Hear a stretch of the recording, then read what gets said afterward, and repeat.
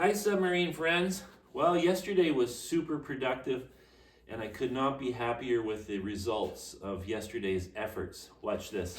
Now, I don't know if you can see the hydraulic actuator working, but when I rotate the steering handle here, the actuator is turning the penetrator that actuates the rudder. So the hydraulic actuator goes back and forth, hooked to a lever, and then there's a hull penetrating shaft that goes through the hull with the same lever on the outside, which has a connecting rod to the rudder at the back. Works fantastic. I ended up actually allowing the hydraulic actuator to pivot rather than putting a second linkage in. It would have been an unsupported linkage, which is not good, even though it's designed that way because this has a sleeve to support the rod that goes in and out. But eventually the rod would wear, the piston would start to twist in the cylinder. So anyways, this is much better, and it's much simpler, or it's not much simpler, it's simple enough. All I did was make two plates that do this, and with a bolt through to act as a pivoting point. And I could actually put a piece of plastic in between as well so that it's smooth, but it seems to be working really smooth, and it really only pivots a tiny little bit. Like, it's very little, but it prevents any binding, so it works perfect. So I just rotate that, and I'm in business steering. Isn't that nice? I'm really pleased with that. Now I need to make a cover because it's a little bit on the ugly side here. So I started working on that yesterday, but I got pooped. So I'll just make a cover that slips over this to hide the mounting. The hydraulic hoses are tucked up against the hull nicely. I was going to make a cover to cover that as well.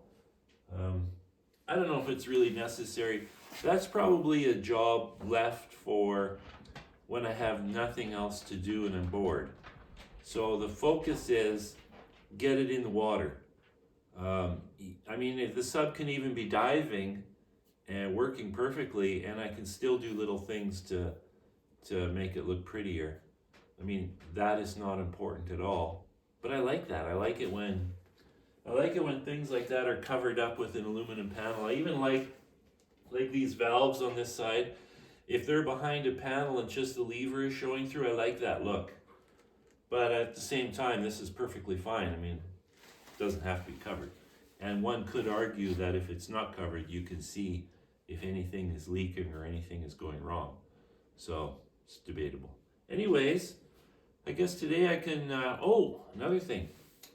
I was really lucky, and I took the hydraulic hoses out, but I actually put the two main hoses that drive the propeller, I put them back in. I rerouted them so that they're completely out of the way, and they're really not, they're maybe a foot longer than they need to be, but it's really not an issue because I changed the position of the fittings on the valve so the hose travels up and down to that fitting, and it's actually really good. Like, there's really no need to change that at all. I'm really pleased with it.